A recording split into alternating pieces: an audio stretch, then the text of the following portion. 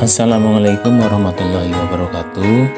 Dalam pembahasan kali ini saya akan membahas tentang sebab-sebab gagalnya usaha dalam bidang budidaya ikan gurame. Banyak sekali orang yang gagal dalam bidang usaha, baik usaha di bidang budidaya ikan maupun usaha di bidang lainnya. Dalam hal ini saya akan membahas khusus yaitu tentang kegagalan dalam bidang usaha budidaya ikan gurame. Dalam hal ini akan saya bedakan menjadi dua bagian, yaitu yang pertama kegagalan budidaya dalam bidang teknik budidaya, artinya secara keilmuan dalam sistem budidaya itu gagal, misalkan ikannya banyak yang mati atau pertumbuhan ikannya sangat lambat yang mengakibatkan gagal panen atau panen tapi tidak untung alias rugi. Yang kedua, kegagalan budidaya dalam bidang manajemen, terutama manajemen keuangan ya.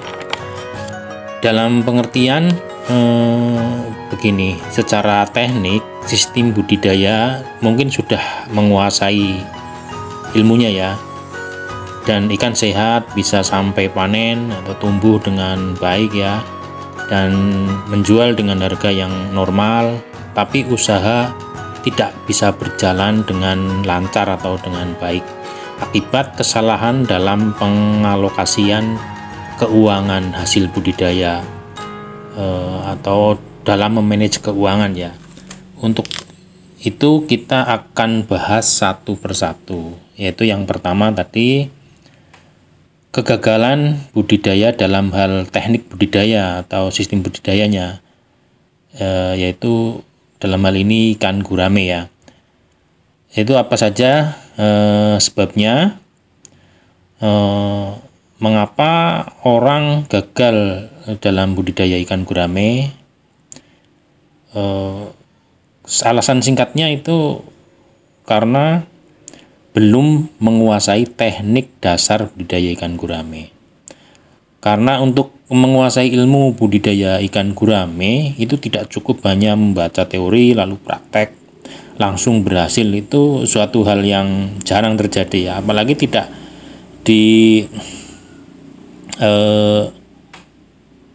didukung dengan peralatan yang memadai atau fasilitas yang memadai ya. Sedangkan yang lengkap fasilitasnya saja perlu waktu untuk mempraktekkannya, lalu mendapatkan pengalaman dari kendala-kendala yang ditemui dalam prakteknya itu. Baru kita bisa mengetahui cara mengatasi masalah-masalah yang timbul dalam budidaya ikan gurame itu. Dan itu pun memerlukan praktek berulang-ulang supaya semakin banyak pengalaman, dan itu semua membutuhkan waktu yang tidak sebentar, butuh waktu beberapa tahun ya untuk bisa mengamati setiap perkembangan atau pertumbuhan ikan budidaya. Makanya saran buat teman-teman yang baru memulai usaha budidaya ikan gurame, saya sarankan jangan terlalu banyak dulu atau jangan besar-besar dulu skala usahanya supaya tidak mengalami kerugian yang banyak ya kalau belum bisa menguasai ilmu budidayanya. Dalam budidaya ikan gurame banyak sekali ilmu yang harus dipelajari untuk bisa mencapai keberhasilan. Misal seperti habitat yang aman untuk budidaya, dalam hal ini yaitu air. Yang aman untuk budidaya ikan gurame itu yang seperti apa? Jadi ini juga butuh dipelajari. Ada lagi cara memilih bibit ikan yang baik, yang sehat, dengan jenis ikan yang bagus. Ada juga tentang pakan ikan budidaya juga harus dipahami ya. Faktor keamanan juga perlu dipelajari, baik keamanan dari gangguan hama atau predator ataupun gangguan orang yang nakal.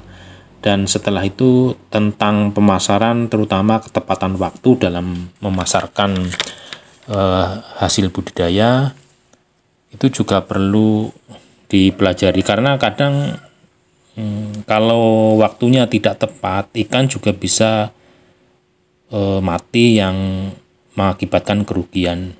Dan masih banyak hal-hal dalam teknik budidaya yang harus dipelajari dan dikuasai ilmunya. Jika dalam teknik budidaya gagal alias tidak berhasil, otomatis akan gagal juga dalam memanage keuangan ya. Karena tidak ada keuntungan dari hasil budidaya. Untuk selanjutnya yang kedua yaitu kegagalan dalam bidang manajemen keuangan. Artinya dalam mengatur keuangan dari keuntungan hasil budidaya juga harus didisiplin ya, karena kalau sampai gagal dalam mengatur atau mengelola keuangan, akibatnya bisa gagal secara keseluruhan dalam hal usahanya. Artinya dalam hal ini mungkin dalam hal teknik budidaya sudah mahir ya, setiap ikan yang dipelihara tumbuh sehat sampai panen dan bisa dijual dengan keuntungan yang lumayan besar, tetapi dalam mengalokasikan biaya tidak tepat. Misal sebagian besar dipakai untuk kepentingan yang lain atau persentase modal dan keuntungan tidak pernah dihitung.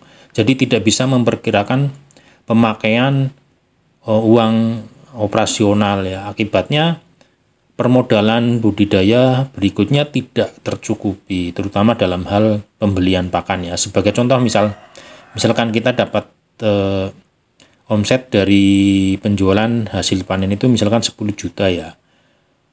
Modal pakan dan lain-lain umpamanya 2 juta atau 3 juta ya. Keuntungan misal 7 juta, tetapi dari hasil panen tersebut uangnya dipakai untuk kebutuhan keluarga umpamanya 9 juta. Akibatnya budidaya berikutnya ikan kurang pakan atau tertunda, tidak dikasih makan dalam beberapa minggu umpama. Akibat tidak ada modal untuk beli pakan. Nah, itu bisa mengakibatkan kegagalan panen periode berikutnya. Ya, minimal bila tidak gagal ya memperlambat waktu panen lah, panen ikan budidaya itu. Ya, kira-kira itu yang bisa saya sampaikan.